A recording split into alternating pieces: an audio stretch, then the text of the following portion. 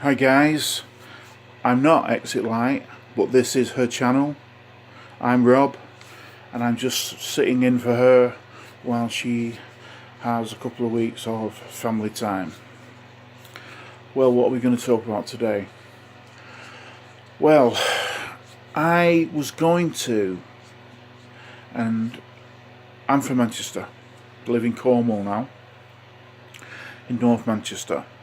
Now, I've had a lot of paranormal experiences, so I thought we'd talk about haunted Manchester. Some of the places are famous places, and some of the places aren't. They're just personal to me. Now, I don't know if that's going to be interesting for people, but I hope it is.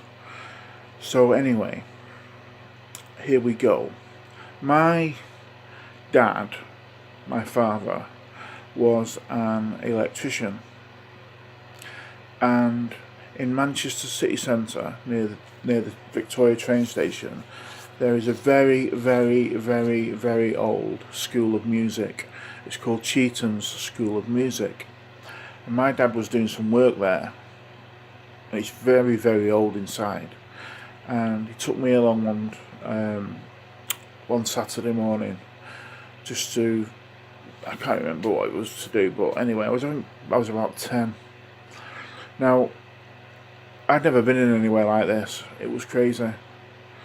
And we walked round, and he was picking his tools up, and he sent me down to this room to pick up a small packet of plugs or light fittings or something.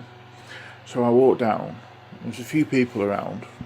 Bearing in mind it was a school, so there wasn't anybody there on a Saturday. So I went to this room and I opened the door, and the door creaked open, and I found the things that my dad was looking for. This room was like a storeroom, and it had loads and loads of boxes. So I picked up this small box with these light fittings in it, and as I turned round, all these boxes from the other side of the room, all these boxes just fell. Bang, bang, bang, bang, bang. And the room was really dark. And they blocked the door. They were big boxes. Well, they probably weren't that big, but obviously I was only 10.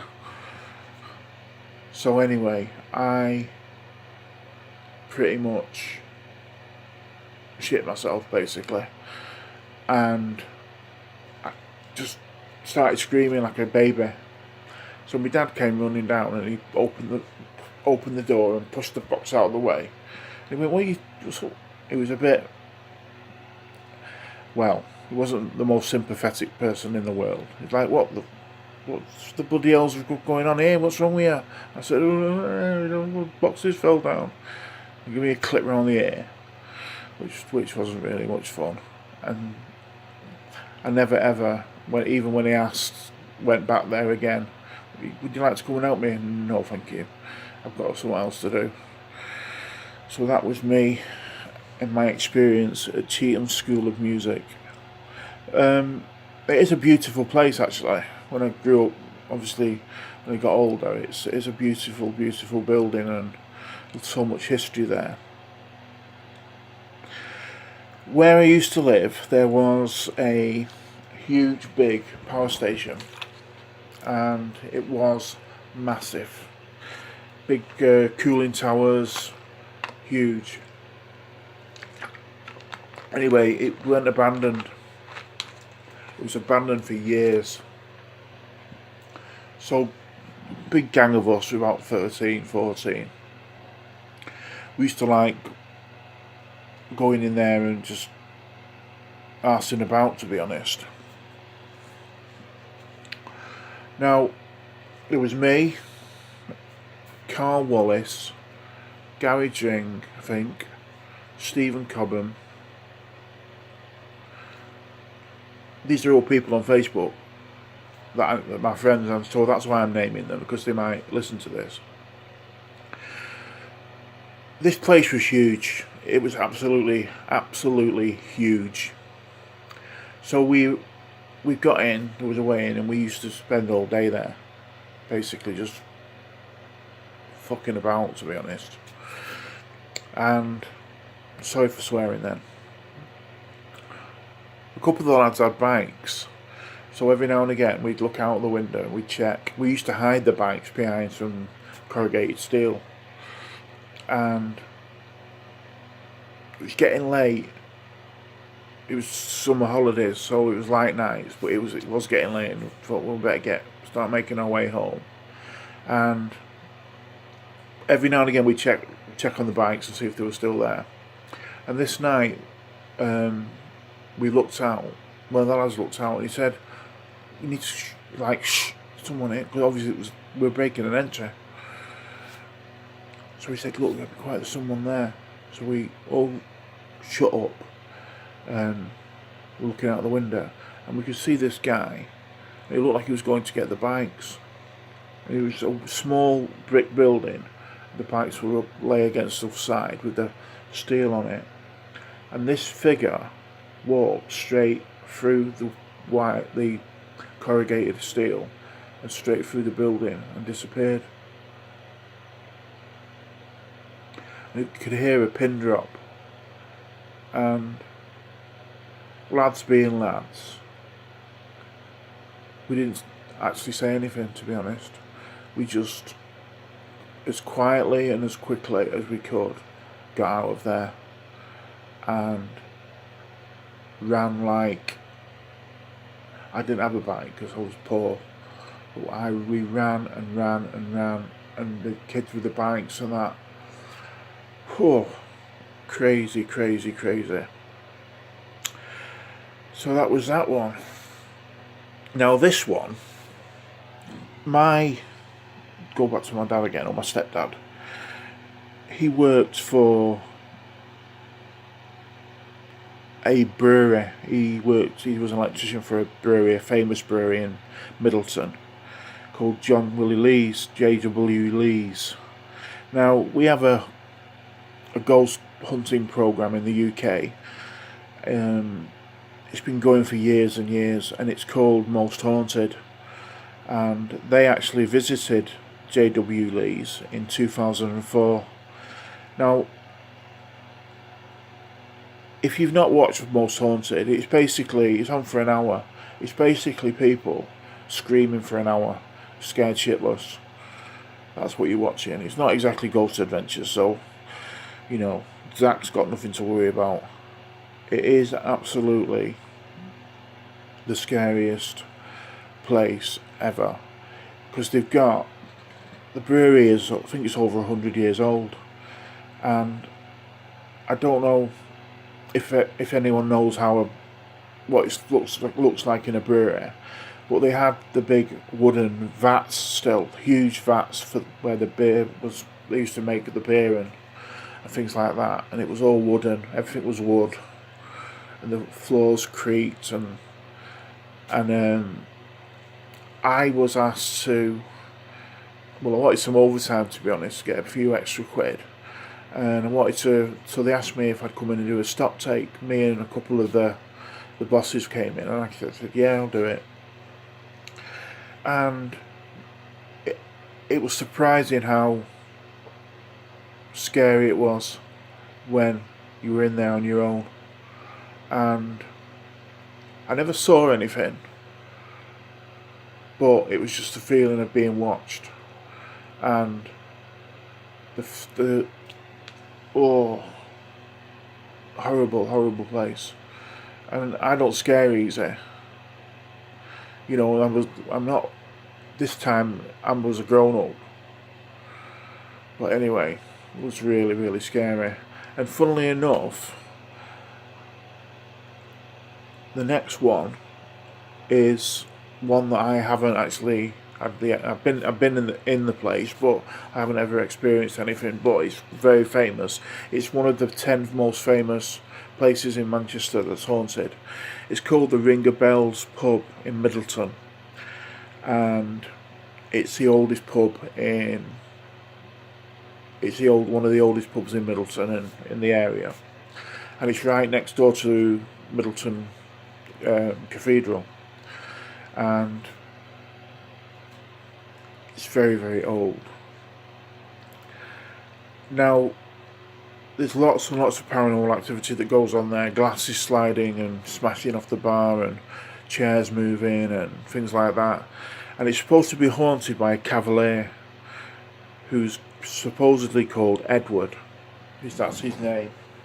And he's supposed to haunt the pub. And there has been some paranormal investigators been there, and I think they took a photograph of what looked like the back of a cavalier soldier, not a Vauxhall Cavalier. You probably won't get that joke in America. But yeah, it's very, very old Manchester, and it's very, very scary. I can remember, as I said, it by my stepdad. I went back to spend some time with my real gran. I lost my dad. My dad died when I was very young.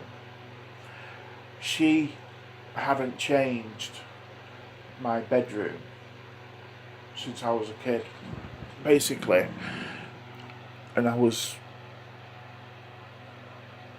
14 or 15, and I went back to see her. And it was in the country, way now in the country, and obviously coming from a big city like Manchester, I'd never been in the country. Could hear all the birds and everything, and I remember the first night when I went to bed, shut my door, turned the light off, and it was just black. Now, you're all going to be sat there saying, well, obviously it was black. It was the middle of the bleeding night. But they didn't have street lights. They didn't have street lights.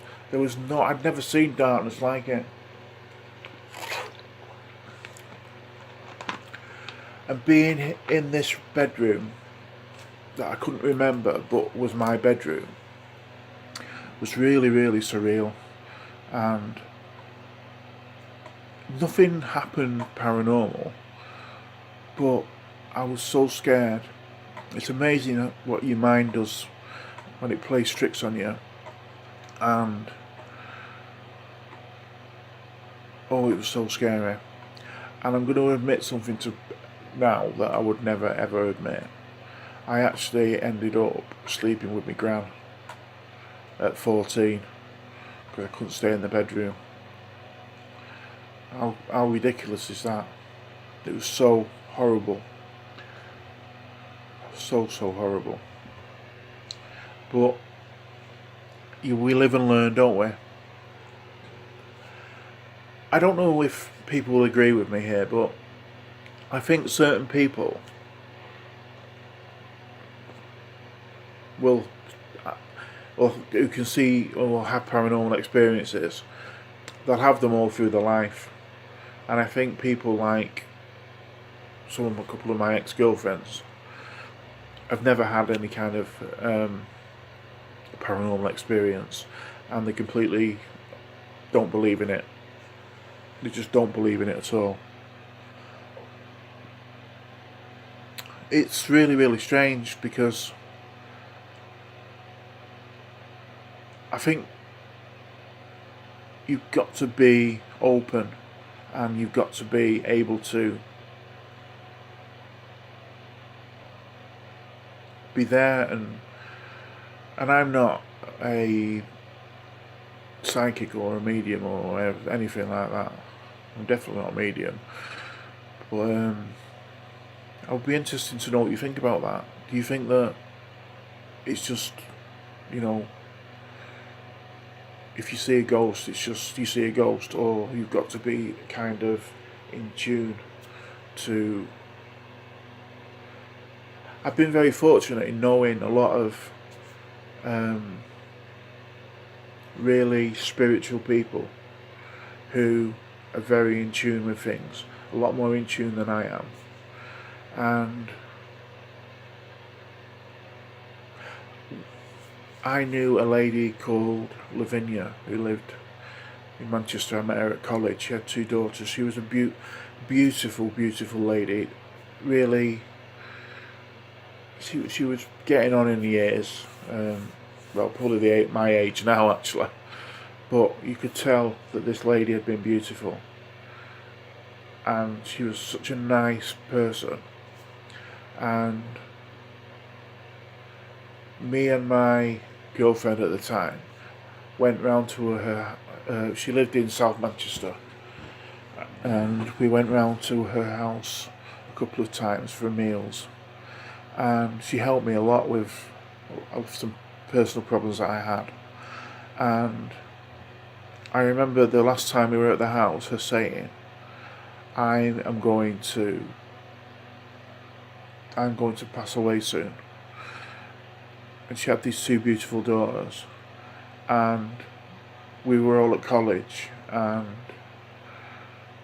we got someone came in, one of the girls came in and started crying and said, "Lavinia's died in her sleep."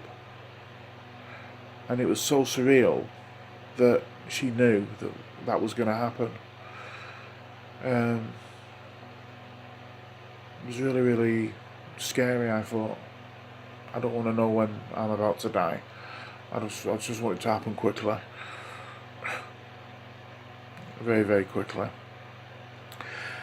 Anyway, I hope you have enjoyed this.